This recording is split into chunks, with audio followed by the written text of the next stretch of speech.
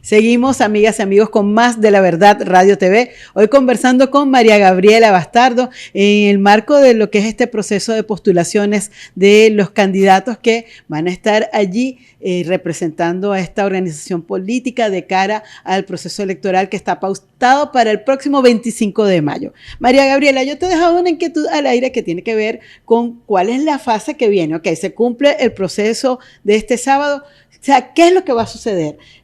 ¿Esos resultados los vamos a tener el mismo sábado aquí en Monagas o va a ser la Dirección Nacional quien va a emitir esos resultados? ¿Cómo va a ser ese mecanismo?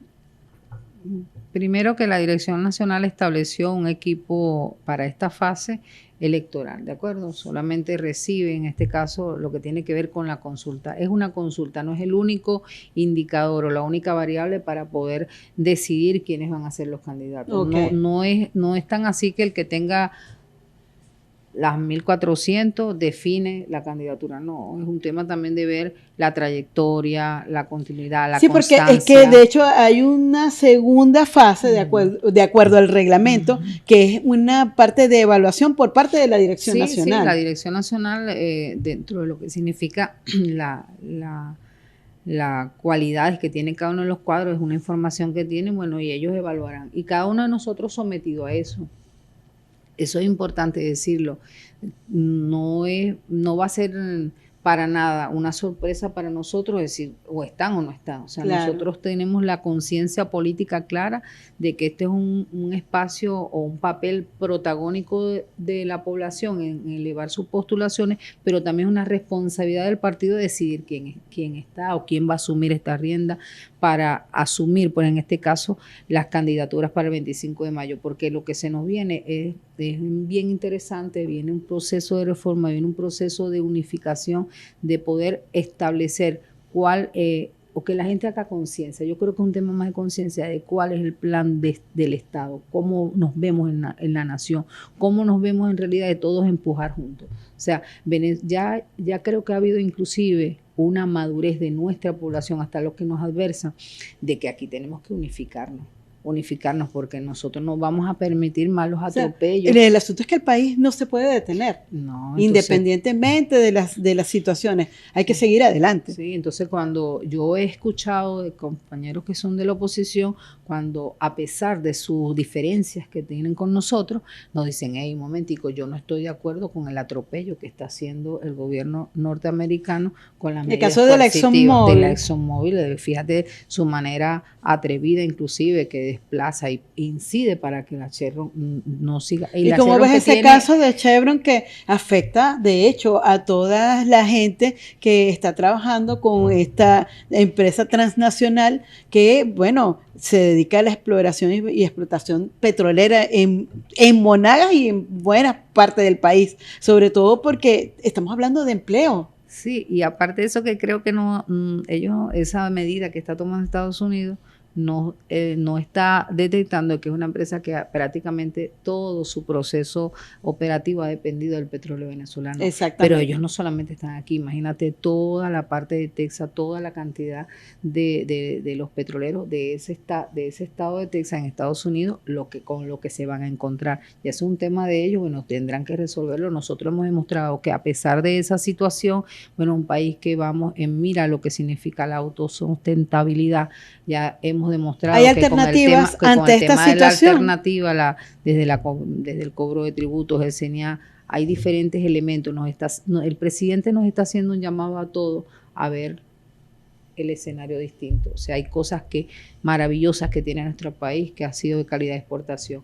Hemos demostrado que las dificultades nos han hecho grandes. Claro. Hemos demostrado que las dificultades nos han permitido ver otras estrategias de negocio, otros mecanismos de negocio, y eso es importante. Eso nos permite moralizarnos, nos permite darnos cuenta que no solamente con el petróleo podemos vivir, es una herramienta y definitivamente es una fuente de ingreso importante, pero que esa realidad no nos ha limitado. Nuestro pueblo definitivamente es valioso. Hay que mirar más allá, o sea, uno no se puede conformar también, porque eso es como que conformarse con lo que está establecido. Sí. Y no, hay que también potenciar otros rubros, sobre todo en un estado como Monagas, que por fortuna y gracias a Dios tenemos de todo para poder explotar ese potencial. Hay que salir de la política rentista, pero eso no lo puede hacerse si no se hace conciencia de Exacto, eso. o sea, eso ya tiene que ser objeto también de una planificación. De planificación y que la población la asuma. O sea, te insisto, he visto y he escuchado actores de la oposición que dicen, estoy en total desacuerdo y rechazo absoluto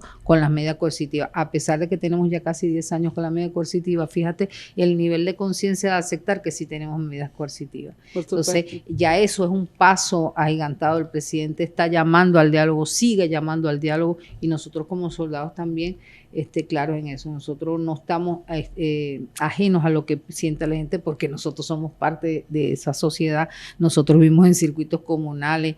Aprovecho allí a felicitar y a saludar al circuito comunal Paso Veranía de Amor de la parroquia La Pica, sí. Valga la cuña. Bueno, allí formo parte, verdad que en la reunión del martes fue bastante interesante, bastante valiosa, vernos cómo desde lo colectivo, pero en lo territorial, podemos ser capaces de impulsar lo productivo, de impulsar lo orgánico, lo organizativo, la planificación. Eso es interesante, que la gente asuma el poder. El empoderamiento pasa por eso, no esperar que otro vea, sino ver las potencialidades del territorio. Entonces, bueno, fíjate, y es bueno que lo menciones, porque en paralelo a este proceso que se va a vivir de electoral en todo el país, está también la propuesta de reforma constitucional que tiene que ver justamente con el tema del poder comunal, que le da pues ese aval a las comunidades organizadas.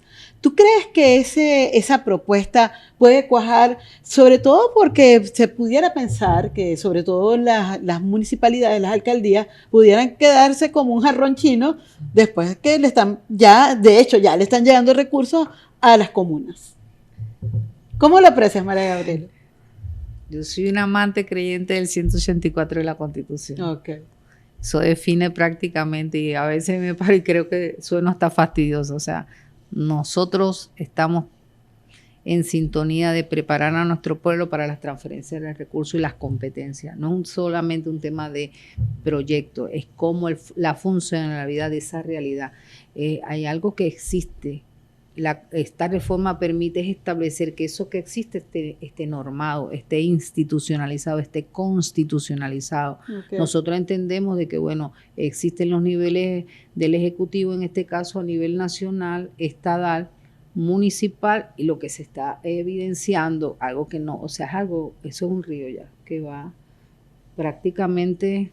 Está en movimiento, exacto. Está en movimiento, eso no lo podemos parar, esa realidad no la podemos parar. Entonces, lo que está haciendo nuestro presidente, sabio y un hombre demasiado visionario, llama una reforma porque ha madurado la población y se ve en lo que es esa geometría del poder. Porque si bien es cierto, el presidente Chávez solicitó una oportunidad la reforma y hablaba de vamos a unificar la territorialidad, la geometría del poder, muchos no lo pudimos entender. Yo creo que no era el momento tampoco. Y aparte no era el momento, no había la preparación. No tuvimos la capacidad tal vez de poder informarle a la gente, a todo el mundo, de qué se trataba eso.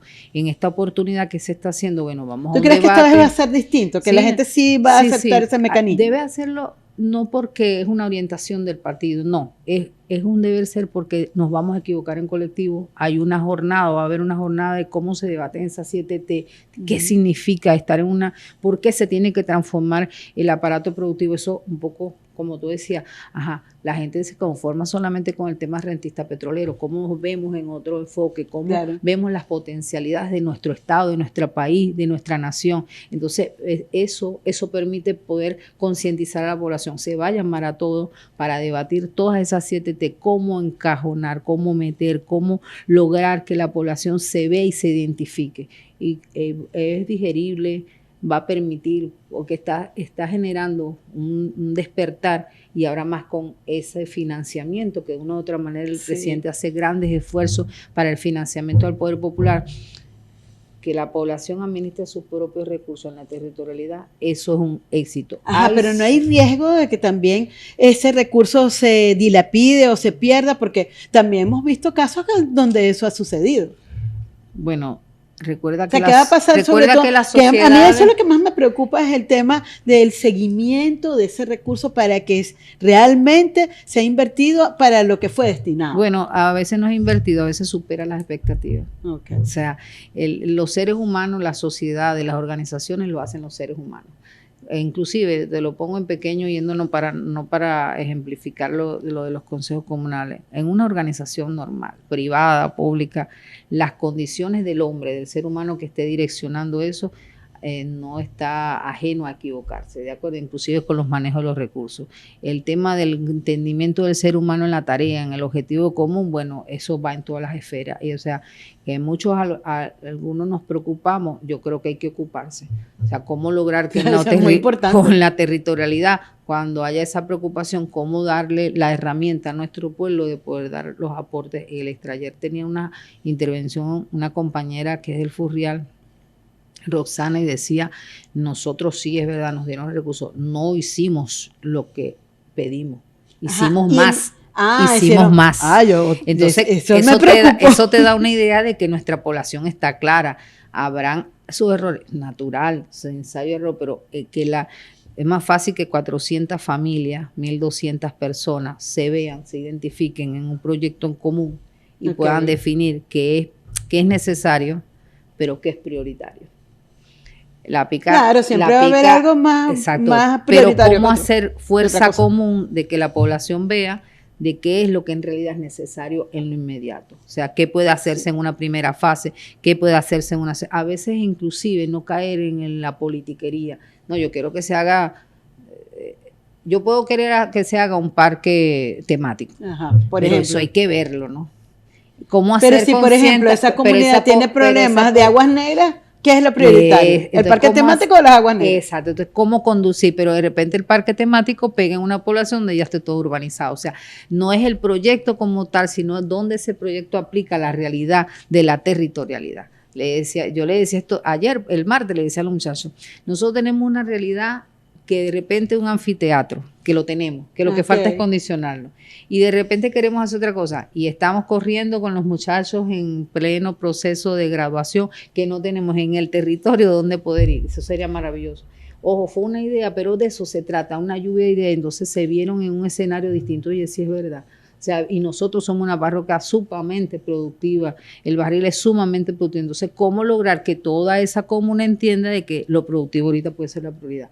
O sea, es generar la mesa de trabajo, es todas las instituciones, inclusive irnos a nuestra esencia. Nuestra esencia es debatir con la población, nuestra esencia es irnos a los territorios. Mis problemas no están ausentes de lo que está pasando en el territorio, porque más allá de que uno venga a legislar, a sesionar, uno pasa por una calle, uno pasa por un territorio, uno va a la misma parada donde van los vecinos. Entonces, nuestros asuntos no son distintos a esos vecinos que tal vez no vienen a sesionar, porque cada uno está en sus diferentes responsabilidades. Fíjate, yo creo, insisto, invito a la población que no juzgar sin leerlo.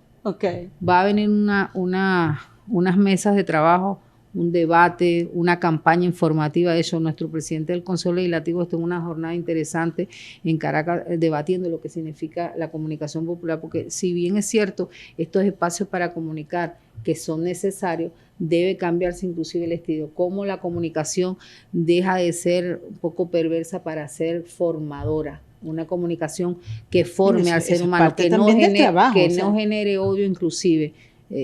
Hay personas que con lo que ocurrido el 28 te das cuenta que por una mala publicidad mucha gente entró en odio, en desespero al punto de que yo misma lo viví. Yo salí el mismo 28 en la noche y yo me daba cuenta, y te lo digo así, por esto y lo comparto con la población del estado, con nuestros habitantes. Y vamos por la Juncal y yo vi muchachas hermosísimas, bellísimas, pero desatadas de odio. Yo decía, ¿qué pasó aquí? Claro. O sea, ¿qué pasó aquí? Y sé que estaban en su conciencia, no había sino otra cosa, ¿no? O sea, ellos estaban dopados de otra cosa, dopados desde el punto de vista de esa campaña informativa malsana que hace dañar, que nos ve inclusive a los iguales como diferentes. O sea, nadie va a venir a arreglar los problemas de nuestro país sino la venezolanidad. Y tiene que haber el espíritu de la venezolanidad. Cuando yo como venezolano soy más pro gringo, soy más pro otro, menos venezolano, va a haber choque, pues, va a haber choque. Entonces se trata de rescatar en colectivo, rescatar entre todos este país y como a bien lo ha venido desarrollando nuestro proyecto político, que es súper amplio, súper participativo, incluyente, y por supuesto que no es de extrañarse que haya resistencia, que golpeen siempre, pero nuestra Constitución está escrita con puño y letra de nuestro pueblo. O sea, nuestro pueblo es sabio. María Gabriela, ya para concluir, yo quiero que aproveche este espacio también porque estamos en la Semana de la Mujer. Apenas el 8 de marzo pues, fue nuestro Día Internacional. También el Parlamento Regional ha diseñado una sesión especial para celebrar lo que es la feminidad. Y yo te dejo el último minuto también para que saludes a nuestras mujeres en el marco de esta semana. Bueno, tenemos la celebración, conmemoración del Día Internacional de la Mujer en el Consejo Legislativo. Celebramos con una hermosa combatiente, nuestra siempre querida Marelis Pérez. Bueno, hoy recibió un homenaje merecido en lo que significa el Día Internacional de Mujeres, un ejemplo a seguir de la constancia, la lucha, el no declinar en apetencias personales, sino que el proyecto político, la defensa de ella es un ejemplo, una inspiración. Y bueno, hoy tuvimos la oportunidad de darle ese abrazo fraternal, de darle ese homenaje bien merecido a esa camarada combatiente como es Marelis Pérez, una mujer de Caripito. Bien, bueno, muchísimas gracias a la diputada al Parlamento Regional, María Gabriela Bastardo, por su participación en el programa. Y María Gabriela, me gustaría ya para cerrar que reiteraras la invitación para este sábado, para esta jornada tan importante que va a cumplir el PSUV. Es contigo, necesitamos saber tu opinión referente a quién postula, para decirle a la Dirección Nacional a quién evidencias en los cargos de gobernador o gobernadora, Consejo Legislativo y Asamblea Nacional. En una oportunidad de oro también, aprovechemos los espacios. Nuestro partido es de debate, nuestro partido es de conciencia. Los esperamos. Bueno, muchísimas gracias María Gabriela, como siempre, en nuestro programa. De verdad que sí. Amigas y amigos, hasta acá nuestro espacio por el día de hoy. Como siempre, la invitación es para el próximo lunes, cuando al mediodía estaremos de nuevo con La Verdad Radio TV. Será hasta entonces.